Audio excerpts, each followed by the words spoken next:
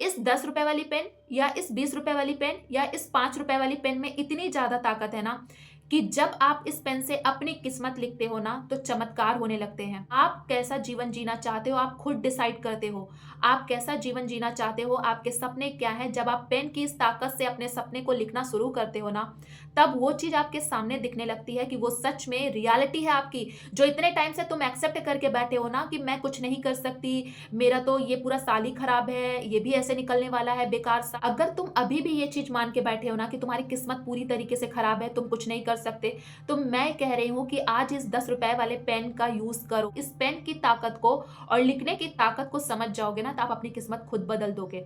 आप नए साल में एंटर कर चुके हो, अभी भी आप अपनी लाइफ में वैसे ही चीजें जीना चाहते हो जो पिछले साल में जीकर आए हो? नहीं ना। जितना ज्यादा लिख सकते हो, पैराग्राफ फॉर्म में लिख सकते हो, स्क्रिप्ट लिख सकते हो या फिर एफर्मेशन, जो भी आप लिखना चाहते हो प्लीज लिखो। लिखने से चीजें होती हैं। जब आप अपने गोल को लिखते हो, अपने सपने को लिखते हो, तो आपकी आंखों के सामने वो पूरा होते हुए आपको दिखते हैं।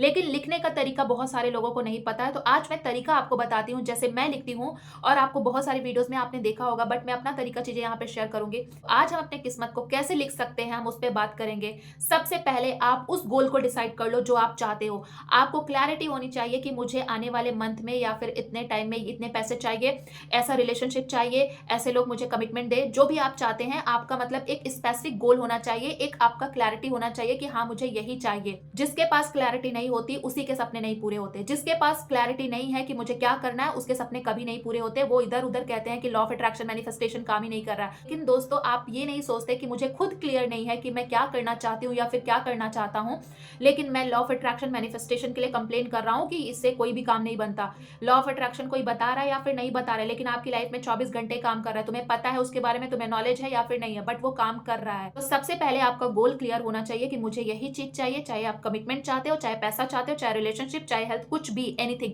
तो उसके लिए आपको सबसे पहले क्लियर होना पड़ेगा। आप क्लियर हो जाओगे, फिर उसके बाद आपको अपनी डायरी लेनी है, नोटबुक लेनी है, पेपर लेनी है जिसमें आप लिखना चाहो। तो अब हमें लिखना कैसे है? फर्स्ट रूल, आपको हमेशा अपने ड्रीम को प्रेजेंट टेंस में लिखना है कि वो ऑलरेडी पूरी हो चुकी है। जैसे आप अपने किसी दोस्त, मम्मी, भाई, बहन को बता रहे हो कि मम्मी मेरी ये चीज पूरी हो चुकी है। जैसे आप बोलते हो कि मुझे जॉब चाहिए, चाहिए की जगह आपको लिखना है कि थैंक यू यूनिवर्स, मेरी जॉब मुझे मिल चुकी है। और दूसरा रूल, सिर्फ लिखना नहीं है, सिर्फ पेज नहीं भरना है आपको। आपको उसमें अपनी फीलिंग भी ऐड करनी है, उस चीज को महसूस करना है कि ऑलरेडी आप अपनी ऑफिस में जा रहे हो, आपको जॉब मिल चुकी है, आप वहां पे काम कर रहे हो। फुल फोकस के साथ लिखना है, सिर्फ पेज भरने का काम नहीं करना है कि मैंने 11 टाइम्स लिख लिया। फोकस के साथ आपको वहां पे एनर्जी लगानी है, फुल फोकस के साथ आपको वहां पे एनर्जी डालनी है। तीसरा रूल जो कि बहुत ज्यादा जरूरी है, जब अपने एफर्मेशंस को प्रैक्टिस करते हो, एफर्मेशंस लिखते हो या फिर स्क्रिप्टिंग वगैरह लिख रहे हो, तो आपको रात को सोने से पहले लिखना है ताकि वो आपके सबकॉन्शियस माइंड में जाए, या फिर सुबह उठने के बाद जस्ट तुरंत बाद लिखना है। आप दोनों टाइम्स में जो भी आपको बेस्ट लगे उसको यूज कीजिए। मैं हमेशा अपनी एफर्मेशंस राइटिंग रात को ही करती हूँ सोने से पहले। जब मैं अपनी एफर्मेशंस को लिख लेती हूँ फुल फीलिंग के साथ, तब मैं उसको 8 मिनट तक विजुलाइज करती हूँ कि वो ऑलरेडी मेरी ड्रीम पूरी हो चुकी है।